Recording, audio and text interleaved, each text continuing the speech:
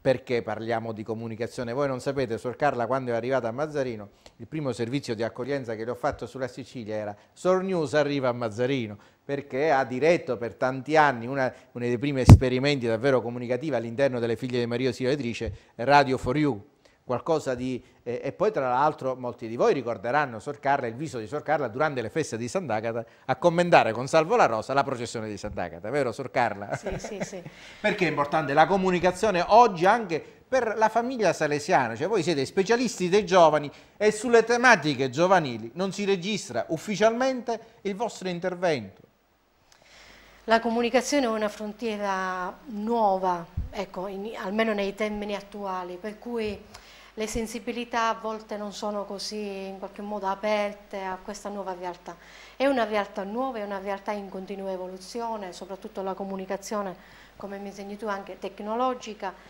Bisogna avere passione e bisogna anche cimentarsi in queste esperienze. Rimanere fermi non serve a nessuno.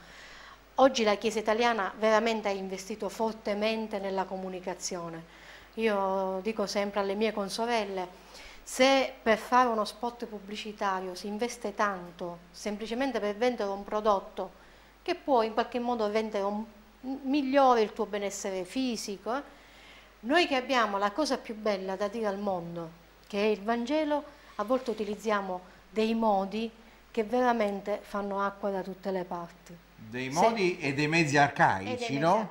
Se Gesù è la bella notizia, noi non possiamo stare a guardare. Gesù è la bella notizia che va comunque veicolata anche attraverso questi nuovi mezzi, questi new media, no? Ed è quello che tra l'altro più volte anche è stato richiesto in quest'ultimo periodo ai salesiani in modo particolare, non operare solamente all'interno dell'oratorio, ma incontrare i giovani al di fuori dell'oratorio. Al di fuori dell'oratorio, l'esperienza di Radio For You era un voler incontrare e incrociare i giovani lungo le strade virtuali. I ragazzi abitano lì, soprattutto l'attività di Radio For You era tra virgolette notturna, perché i ragazzi in quel momento abitavano su internet, no? Sì. Allora volevamo incontrarli. Non si possono incontrare i giovani solo nel cortile, quello è già importante, certo. Ma chi ha a cuore i ragazzi non può far finta che questo mondo non esista e non può pensare che la non presenza sia indifferente. Oggi la cultura è cambiata grazie alle nuove tecnologie, grazie a queste. Vogliamo cambiare la cultura, vogliamo rendere questa cultura più attenta al tema dell'educazione, dobbiamo entrare nel mondo della comunicazione non da spettatori, oggi si parla di spettautore, sì, ma da protagonisti. Noi dobbiamo entrarci dentro, perché c'è un motto di Don Bosco, ora lo dico in latino, Dami animas, cetera tolle. E questo non può essere trasmesso semplicemente attraverso le diapositive. Tu ti ricordi le filmine di Don Bosco, no? Che venivano... Sì. Cioè dobbiamo entrarci da protagonisti in questo nuovo mondo. I giovani perché hanno bisogno oggi di credere ancora in Dio? È un bisogno innato.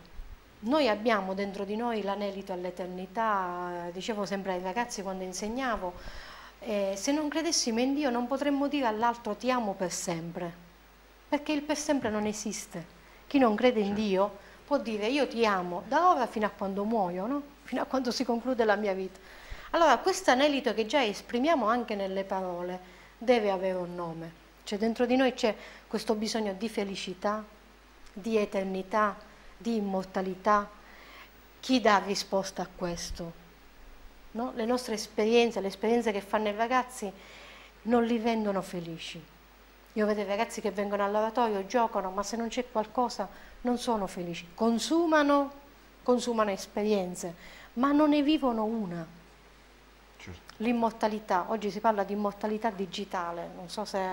no? Ci sono dei siti, tra cui per esempio ce n'è uno, LifeNout, che propone alla gente per 20.000 euro l'immortalità digitale, addirittura immortalando anche il DNA, perché nel caso in cui si riuscisse a creare un creatore, quel creatore potrebbe in qualche modo Ripescare o...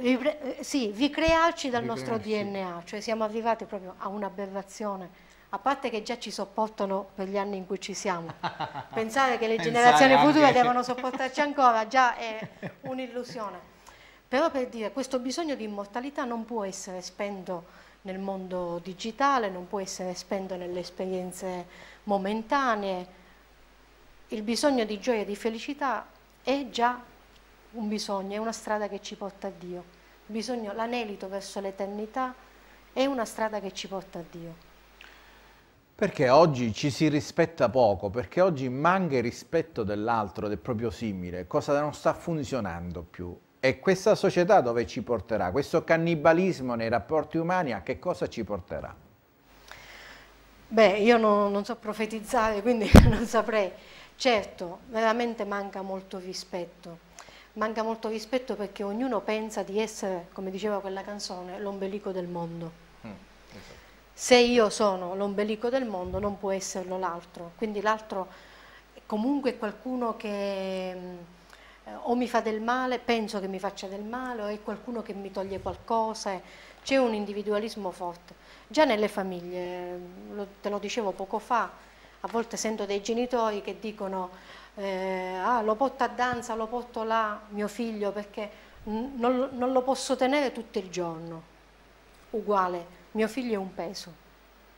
Certo, il messaggio che si trasmette al figlio è questo. Figlio è un peso. Mio figlio è un peso. Quindi i ragazzi che già crescono in questo ambiente dove la percezione è io per mia mamma, per mio papà, cioè le due figure importanti, per loro sono un peso. Quindi immagina l'amico, se per me non è un peso. Immagina il mondo esterno, la società, no? Che... Poi guardiamo un po' tutto quello che capita, quello che ci trasmettono i media, no? Tutte esperienze di non rispetto, sì. Tutte notizie negative, tutte notizie che in qualche modo mandano sempre lo stesso messaggio.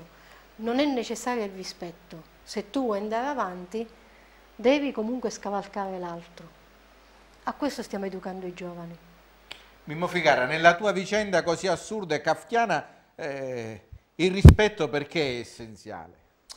Ma non può, è stato magari, oggi veramente io ringrazio di essere intervenuto con queste problematiche perché praticamente mette in risalto che cosa? Di nuovo la problematica dell'uomo, cioè è la felicità dell'uomo. L'uomo è felice con il proprio egoismo, con il proprio ego, rinchiudendosi nel suo mondo, avendo la soddisfazione. Ripeto, il mio posto si è perso per un principio assurdo che quella persona, la regione siciliana, non doveva avere torto, no? Praticamente 2 diviso 2 doveva fare 0 perché quello non sbaglia mai. La ragione di Stato. La ragione, esatto, non sbaglia mai. Quindi purtroppo si è sbagliati, ormai lo sappiamo noi e quasi tutto il mondo, avete sbagliato, stop, non c'è nulla da fare, anzi l'errore, vede, nella nostra cultura occidentale l'errore è come se crollasse il mondo. Invece nelle culture orientali dall'errore si impara, cioè quindi se io sbaglio imparo, se io vedo non imparo nulla, se io non sperimento e quindi non sbaglio non posso imparare. Quindi l'errore è un elemento essenziale dell'educazione. No? Cristo dice lasciala stare alla Maddalena perché tutti si... Ma la Maddalena dice dove ha abbondato il peccato abbonda la grazia, quindi praticamente non è che appunto Cristo è venuto per guarire i giusti, Cristo è venuto per guarire, quindi io umanamente perdono i miei, aiutati dallo spirito cristiano, perché onesto si dovrebbero licenziare almeno 10 persone, 10 dirigenti. L'auspicio questo. Però onesto, e potrei fare il nome. Però umanamente io posso, quindi cristianamente posso perdonare queste persone, ma questo non esclude la giustizia, perché uno Stato normale, democratico, il perdono può venire se è accanto alla giustizia. Diceva Giovanni Paolo II, ci può essere pace senza giustizia? Quindi la giustizia è un pilastro fondamentale per la convivenza pacifica, è un pilastro fondamentale per la democrazia. Vediamo ora tutta questa corruzione che dilaga di lungo e largo. C'è giustizia, il cittadino si sente abbandonato e si sente... C'è stata un'interpretazione autentica, è stata calpestata fino all'interpretazione autentica, cioè è stata calpestata pure la legge. Quindi, allora che fa? Io sono autorizzato a fare omicidi? Non penso. Quindi, praticamente, perché gli altri calpestano la legge, quindi è un invito ai cittadini, a tutti i cittadini, a ricercare la verità e la giustizia, perché prima o poi la verità e la giustizia si fanno vedere. Trionfano qualcuno. Sempre, alla fine sempre. Perché il lavoro è essenziale, dà dignità all'uomo. In un momento in cui ci sono licenziamenti dappertutto, la tua assurda vicenda, 3 anni di lavoro, poi licenziato per un certificato che non puoi produrre, no? Sì, ma come il mio caso nel mondo, quante ingiustizie ci sono? Ma per esempio una figura non cristiana, Gandhi si ribellava con la non violenza, con il ragionamento, con le proprie opere, con la propria vita. Addirittura a qualche prete cristiano, Gandhi, dice: ma tu ti comporti perfettamente come un cristiano, rispetti il prossimo, hai un senso di giustizia salomonico, insomma, ma perché allora basta credere, dici convertiti, già ci credi a Cristo. Lo sai che gli diceva, rispondeva ai cristiani, dice: convertitevi voi. Se io quindi non è. Allora l'appello mio che faccio di nuovo al Presidente della Regione che si trova in imbarazzo, insomma, allora il certificato non esiste. Io, facendo finta che ho sbagliato pure io, gli ho chiesto al Presidente della Regione, gli ho dato un documento dove rinuncio ai miei alle spettanze dovute agli arretrati, per non creare un danno all'erario.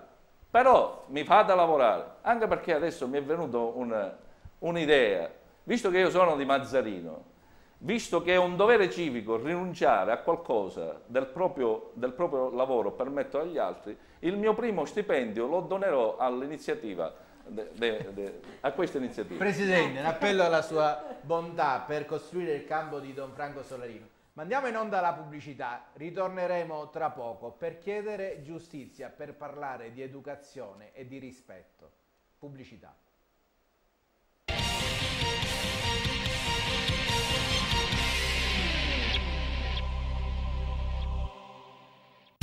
Oggi attuare la raccolta differenziata significa rispettare l'ambiente e pagare meno la TARSU. Perché differenziare serve a risparmiare. Ciò che finisce ha sempre un nuovo inizio. La raccolta differenziata allunga la vita. Riciclando si impara. Qualità ed equità per tutti. Noi ci mettiamo la faccia, perché ci crediamo. Esiste la raccolta differenziata. Ogni rifiuto al suo posto. Dai un valore ai tuoi rifiuti, fai la differenziata. Insieme rispettiamo l'ambiente e risparmiamo. Ato Ambiente CL2. La Banca del Nisseno nasce nel 1996 a seguito della fusione tra la BCC di Sommatino e la BCC di Serra di Falco. Oggi, con oltre 30 milioni di euro di patrimonio e 8 sportelli dislocati sul territorio nisseno e agrigentino, la Banca del Nisseno si pone tra le banche protagoniste del territorio. Una banca giovane, dinamica, orientata ai nuovi servizi, attenta al soddisfacimento dei soci e dei clienti. Sì, siamo differenti. Abbiamo mutuato il pensiero. Per fare piccoli passi ci vogliono grandi sogni. Una banca differente che cerca di sostenere famiglie e imprese. Il nostro team vi aspetta per proporvi soluzioni semplici, chiare e soprattutto senza sorprese. La Banca del Nisseno.